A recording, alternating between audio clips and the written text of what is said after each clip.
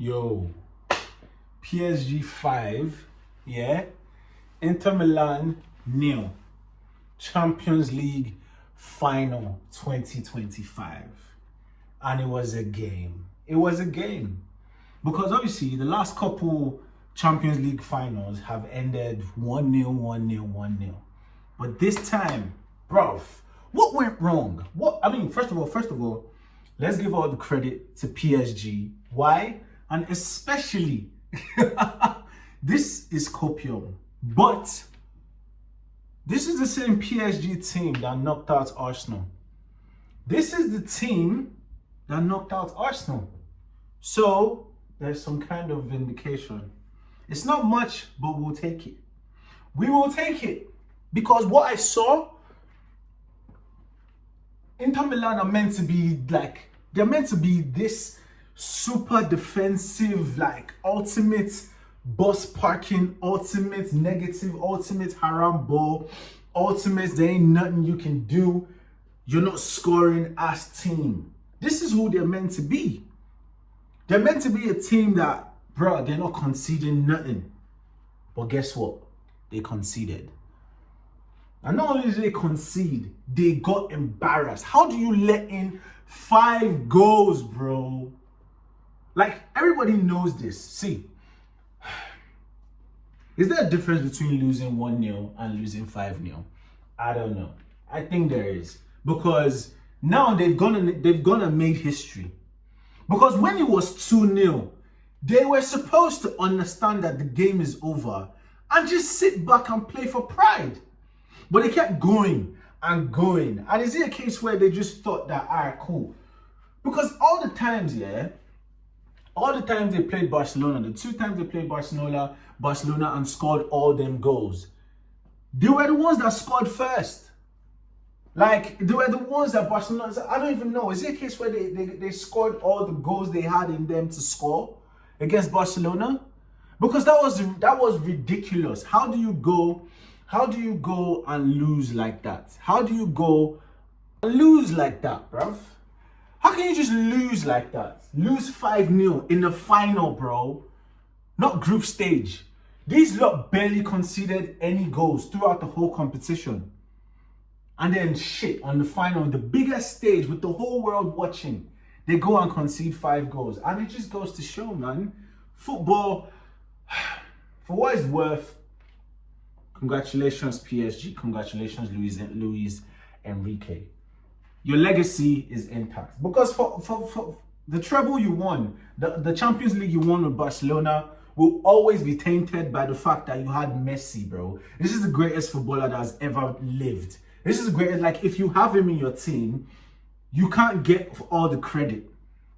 You can't get all the credit when you're managing Barcelona and then you do great things. But to do with PSG, who not only have they tried and it didn't work, you put together a whole bunch. Look at who they put together. They obviously, Kvaratskhelia was one of the highest rated players in Europe for the past couple seasons, right?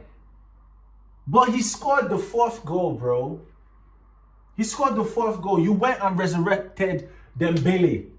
You went, resurrected Ousmane Dembele, brought in Barcola from God knows where, brought in Desiree Doué from God knows where, brought in Vitinha from Wolves. Is he the one that brought in Vitinha? I'm not so sure. Is he also the one that brought in, what's his name? Fabian Ruiz and João Neves, that midfield from heaven. Yeah, that midfield, I didn't even understand what I was watching, bro. These guys were just cleaning up everything. And then Marquinhos, bro. How are you? Marquinhos is so good. But who is Pacho? Where did he get Pacho from? And then how did you turn Donnarumma into who everyone expected Donnarumma to be? This guy was just letting nothing in, bruv. This guy was letting nothing in. This guy is the modern day De Gea, man. This guy is just letting nothing in. And then Inter Milan, they were just toothless, bro. They were toothless. Is this the same Inter Milan that went goal for goal against Barcelona? These man scored 4 goals. This man scored 7 goals over 2 legs. And they couldn't even score 1. Nah, the game The beautiful game is the beautiful game. Congratulations, PSG. Congratulations, Luis Enrique. RIP to his daughter. Congratulations, Dembele. You know, like, obviously, if Dembele were to win the Ballon d'Or, like, I will not say I've watched him a lot. Obviously, I've watched him in the Champions League, but I've not really seen things from him that look like, oh, this is clearly the best player in the world. The way we see it from, what's his name? Lamine Yamal. However, this is why, bro, PSG they've done the treble. Or is it the quadruple at this point? Because what competition have PSG been in that they didn't win it? They've won everything. They've won everything this season. And by trophy standards, Dembele is meant to be, because I guess he's the star man, right? He's the star man. And I guess is there a Nations League? Is there a Nations League this summer? Is there another international tournament? But whatever is worth, man, listen, anyone that wins the Ballon d'Or this season, there will be no arguments. There will be no contention.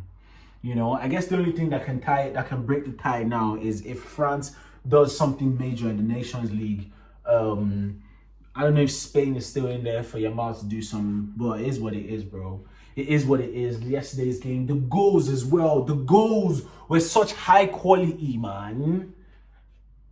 Is it a case where Jan Sommer is not a good goalkeeper? Because he's the same one that let in 3 goals. He let in 6 goals over the course of 2 games. 6 goals Jan Sommer let in. But Donnarumma let in 0. Donnarumma let in 1 goal over the course of the last 3 Champions League games, and that was against none other than man like Saki. Man like Saks. But nah, yeah, last night was incredible. I mean, I would have made a video last night, but I was moving houses. Obviously different background. But yeah, man, like that game, no one saw 5-0 in the Champions League coming. And there's people saying PSG have saved football, man. Because obviously, typically we were going there to expect a snooze fest. Look, the Europa League, United Spurs ended 1-0, dead game, but a winner came. Right? And then, obviously, Real Betis, Chelsea, they did what they did. Anybody give them back that? Even though I made a video about it. But yeah, man, like, what can we say? What can we say? Football won. Like, watching Inter Milan, I was just like, bro, what is your plan? Where was Dumfries? Where was DeMarco? Where was... Nah, I did see Lautaro Martinez. He was doing some good stuff. But... Nah, that was crazy, man. That game last night was crazy. Congratulations, PSG, once again. Inter Milan, I don't know where you man go from there. Because, bro, all your whole team was just old as hell. Like, no one could run, but that PSG team, everyone was running. How did Hakimi's goal, yeah?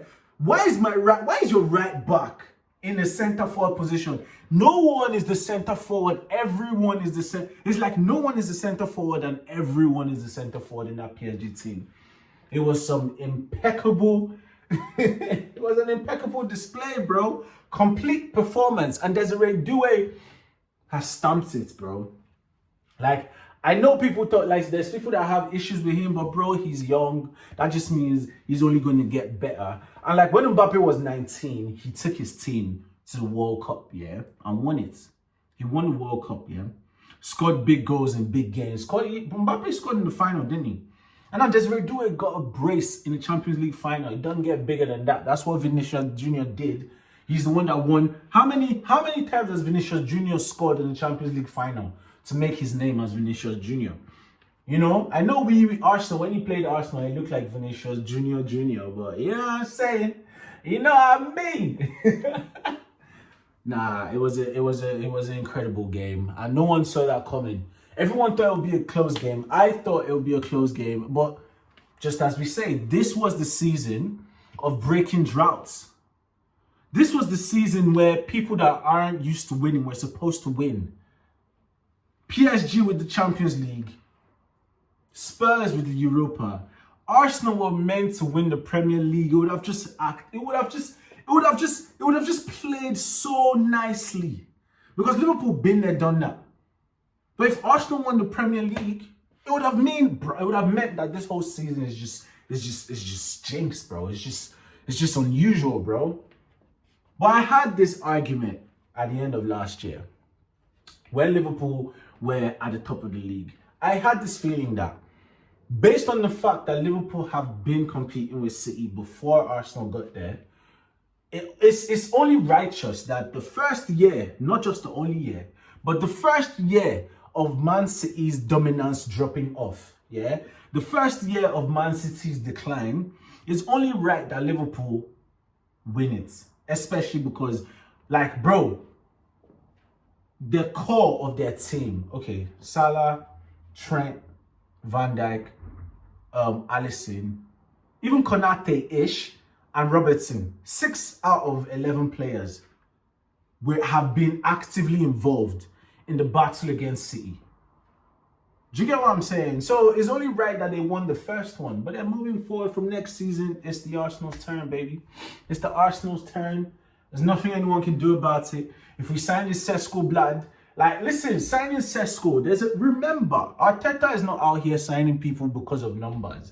Even though we do need numbers, but he's not signing people. He's signing people because of different kinds of numbers which are not goals, because there's like the way he plays, bro. We came second in the league and none of our players got 10 goals. It just means that there's a different way he sees the game, bro.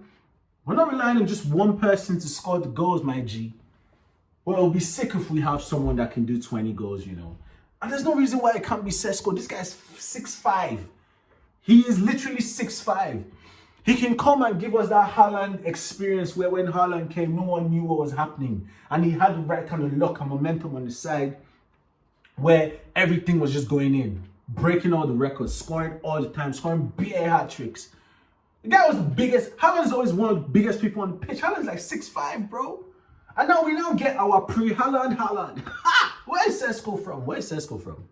We get Sesko, big as hell, strong. Arteta coaches him. Bro, Arteta made Havertz better. Why does anyone think he won't do magic with Sesko?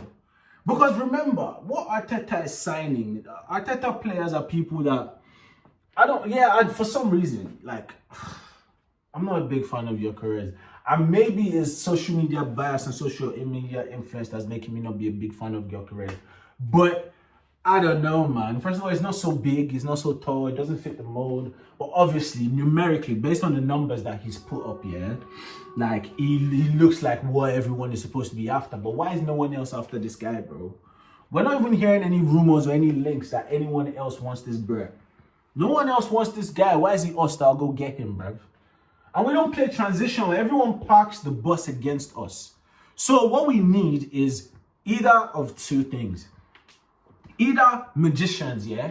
1v1 demons that, like, bro, they carry people, shift and scatter your whole low block, mid block situations. And then we also need some big ass target man, yeah? That, because we put in so many crosses into the box.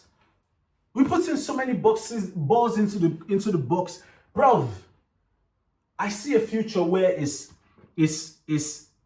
Sesko Havertz. So we're playing a 4-2-4, where obviously the four at the back, then Rice, Zubimendi, and then Martinelli or whoever, Saka, Sesko Havertz. 2 big men up front.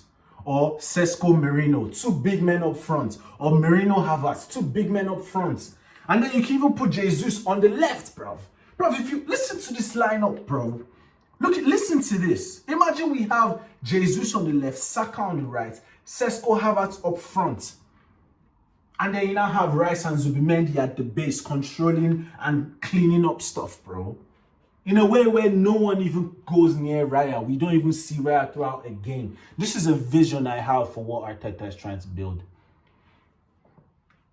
But yeah, we'll see. We'll see. Transfer window is officially open, so let's start making magic, people. Let's see what happens. And yeah, man, we'll see how it goes. Please like, comment, subscribe.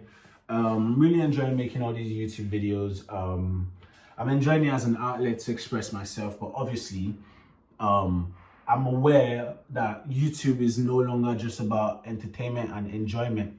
You know, it's an investment. It's something you build towards.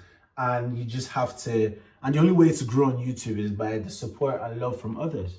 So my hope is, as I keep on continuing to put out content that you guys love, you guys will continue to support me, and then we grow together. And you can also start your channel, you know, put your link to your channel in the comment. I'll go subscribe to your channel as well. And then let's grow biologically, bro. Let's grow symbiotically, man. Let's talk about this beautiful game we love.